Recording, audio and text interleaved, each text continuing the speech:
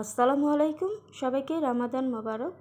তো আজকে ইফতারের জন্য নুডলস রান্না করব। তো আমি এখানে কোকোকোলা নুডলস নিয়েছি 1 প্যাকেট।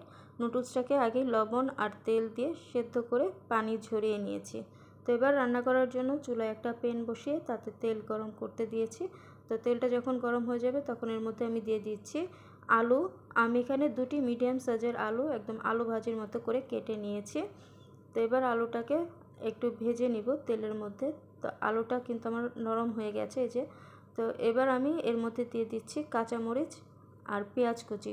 কাঁচামরিচটা আপনারা যতটুকু ঝাল খাবেন তো সেই অনুপাতে অ্যাড করে দিবেন। এবার পেঁয়াজ আর কাঁচামরিচটাকে জাস্ট হালকা একটু ভেজে নিব। যখন পেঁয়াজের কাঁচা গন্ধটা চলে যাবে তখন এর মধ্যে ভাজিটাকে একটু মাঝখান থেকে খালি করে দিলাম। তো এখন আমি এর মধ্যে একটা ডিম দিয়ে দিচ্ছি। এবার আমি এর মধ্যে ডিমের জন্য আর সবজির জন্য একবারে লবণ দিয়ে দিব। আর এখন যেহেতু রোজার সময়, তো এই সময় আসলে লবণ চাকা যায় না, তো এই জন্য আমি আন্দাজে একবারে লবণটা অ্যাড করে দিয়েছি। আর নুডলস সেদ্ধ করার সময় কিন্তু আমি অনেকটা লবণ দিয়ে নুডলসটা সেদ্ধ করে নিয়েছি। তো এবার ডিমটাকে এই যে ঝুরি করে নিলাম। তো এখন আমি ভাজিটার সাথে ডিমটাকে ভালো করে মিশিয়ে নিচ্ছি। তো এবার আমি জাস্ট 1 মিনিটের মতো একটু ভেজে নিয়েছি। তো এখন আমি এর মধ্যে দিয়ে দিচ্ছি, এটা হচ্ছে আমাদের রান্না করা গরুর মাংস ছিল। তো ঝোল থেকে তুলে মাংসটাকে জাস্ট হাত দিয়ে একটু ছাড়িয়ে নিয়েছি। তো এবার এই ঝুরি করা মাংসটা দিয়ে জাস্ট 1 মিনিটের মতো একটু নেড়ে চেড়ে নিলাম। তো এখন এর মধ্যে আমার কাছে ম্যাগি মশলা ছিল, 1/2 প্যাকেট মশলা দিয়ে দিলাম। দিয়ে এবার মশলাটার সাথে এই সবজিটা আর মাংসর মিশ্রণটাকে ভালো করে একটু নেড়ে চেড়ে আরও 1 মিনিটের মতো একটু ভেজে নিয়েছি। তো এখন আমি এর মধ্যে বাঁধাকপি দিয়ে দিলাম। আর বাঁধাকপি দিয়ে কিন্তু খুব বেশি এটাকে রান্না করা যাবে না, তাহলে কিন্তু বাঁধাকপিটা একদম নরম হয়ে যাবে। তো বাঁধাকপিটা কিন্তু একটু কাঁচা কাঁচা থাকলে কিন্তু এই নুডলসটা খেতে ভালো লাগে। তো এবার বাঁধাকপি দিয়ে জাস্ট 1 মিনিটের মতো একটু সবজিটা দিয়ে নেড়ে চেড়ে মিশিয়ে নিয়েছি। তো এখন এর মধ্যে আমি নুডলসটা দিয়ে দিলাম। নুডলসটা দিয়ে এবার নুডলসটাকে সবজিটার সাথে ভালো করে একটু নেড়ে চেড়ে মিশিয়ে নিচ্ছি।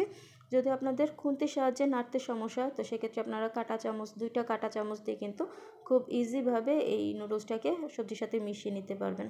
তো এখন আমি এর মধ্যে যে কোকোকোলা নুডলসের প্যাকেটের ভিতরে মশলা থাকে তো সেই মশলা 1 প্যাকেট দিয়ে দিলাম।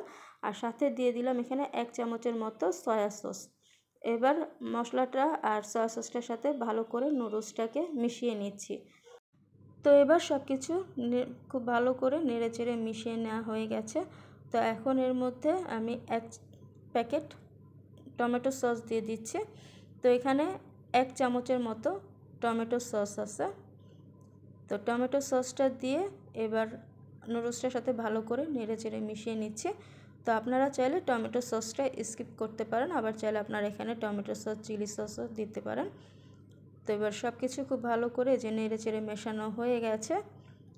তো আমার নুডলসটা কিন্তু রান্না করা হয়ে গেছে। তো এই যে পর্যায়ে আমি চুলাটা অফ করে দিয়েছি। তো এবার এটাকে সার্ভিং প্লেটে সার্ভ করে দিয়েছি। তো দেখতে দেখতে 18টা রোজা শেষ হয়ে গেল। তো এটা হচ্ছে 18তম রোজার জন্য আজকে রোজার ইফতারের জন্য এখানে নুডলস রান্না করেছি। আর এইভাবে করে নুডলস রান্না করলে কিন্তু খেতে অনেক বেশি ভালো লাগে। আর এছাড়া আমাদের ইফতারের মধ্যে ছিল এখানে চিড়া, কলা দিয়ে বেশি করে পানি দিয়ে চিড়া মাখিয়ে নিয়েছি, খেজুর ছিল, এখানে ছোলা বুট ছিল, আর এটা হচ্ছে আখের গুড় দিয়ে জিলাপি, আর এখানে হচ্ছে ট্যাং আর ইসবগুলের ভুসি আর তোকমা দানা দিয়ে একটা শরবত বানিয়েছি। আর এখানে কিন্তু চিনি দেইনি, যেহেতু ট্যাং দিয়েছি তো এখানে আর চিনি দিইনি। আর এছাড়া এখানে আনারসের শরবত বানিয়ে নিয়েছি। তো খুবই সিম্পল আমাদের আজকের ইফতার ছিল। তো আলহামদুলিল্লাহ এটাই ছিল আমাদের 18তম রোজার ইফতার।